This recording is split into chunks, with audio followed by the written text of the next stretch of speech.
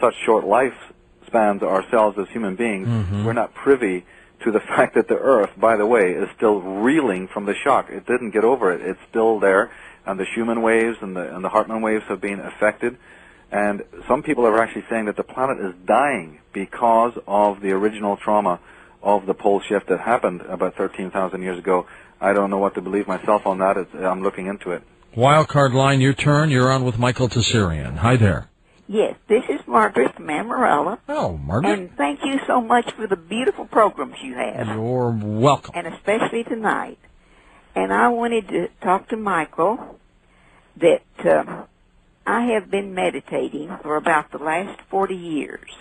And my guide has taught me, and I have been led back to relive my lifetimes from the time that the DNA was brought into this universe. And what I have relived corresponds to what, Michael, you're saying exactly. Thank you, love. I'm just listening to that accent, so just keep on talking. It's just great. I wasn't listening to what you were saying. It's more the way you're saying it. Thank you for your call, Margaret. Yeah, this is, of course, the beauty of when you are a purist. And as I said earlier on, when you are using your intuition, it never fails you. And when you then corroborate that, I'm not a person who's trying to, make facts, just create, theories out of nowhere. I'm looking at the facts. And then it's like the deductive process, that Conan Doyle, in his great Sherlock Holmes stories, that every single detective in this world, I don't care, or any policeman, they do what we do. You can do a kind of psychic archaeology. You can do a kind of intuitive relic hunting. You can take the pieces and then you can deduce, okay, this fits to this and this fits to this. And you can do it from the armchair. There's kinds of people in this world that need to go out and turn over stones, in the middle of the Syrian desert. And then there's just people who can piece this together intellectually in their head, and it's great, Margaret, that, you're able to do that, and you're getting from within, because the oracle within is the most important reservoir of knowledge that we have, and it cannot match any findings that you have outside.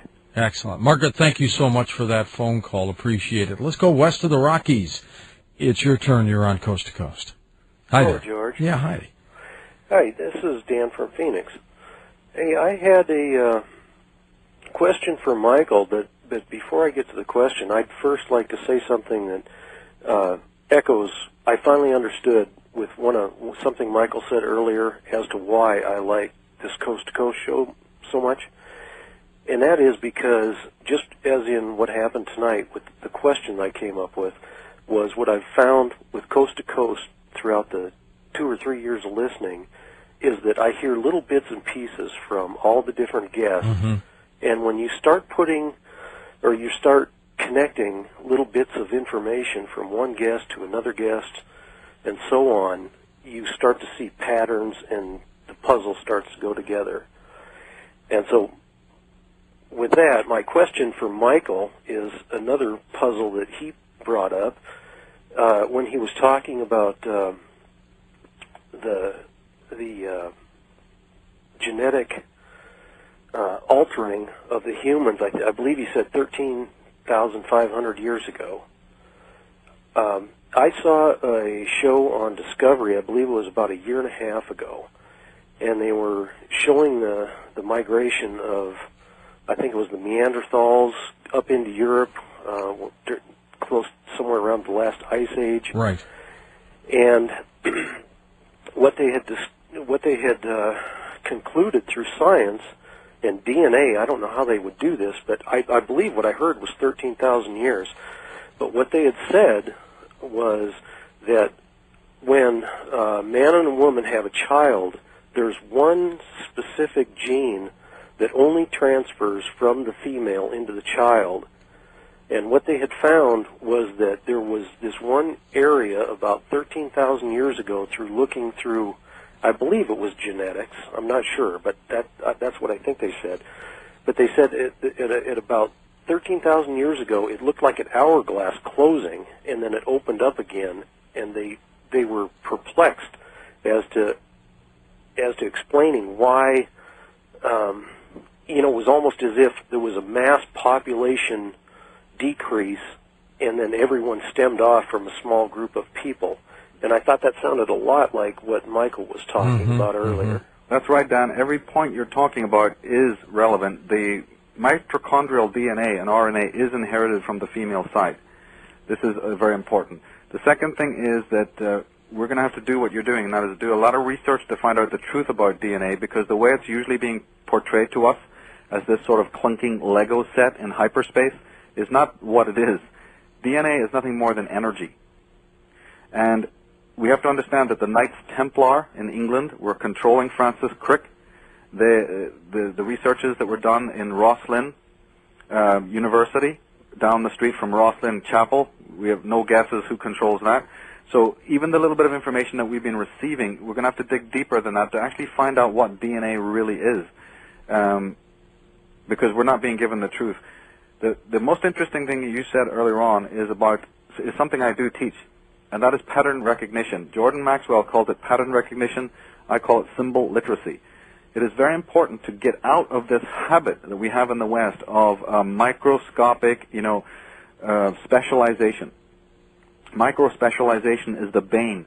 That is why we are not being able to see the cover of the lid of the box of history or of anything. Sometimes we can be standing too close to the canvas of life. Sometimes we can be standing too far back. All of life is about finding the proper perspective where you can see the detail and you can also see the canvas, so you never lose sight of the bigger picture of where you fit into the matrix.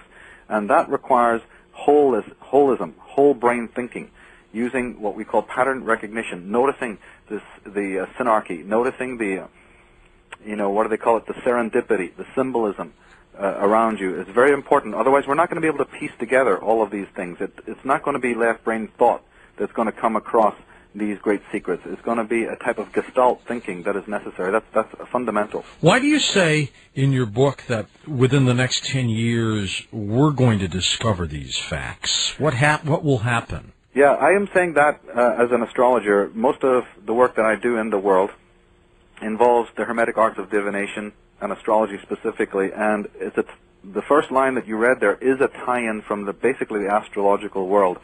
It is very clear to astrologers, and I don't care what kind of astrology you're doing, most of us astrologers will agree, that there is something going on. Even if you look into the Mayan record, I'm producing a DVD right now called 2012, Where History Ends, which is a thorough look at the whole of the Mayan so-called prophecy of 2012.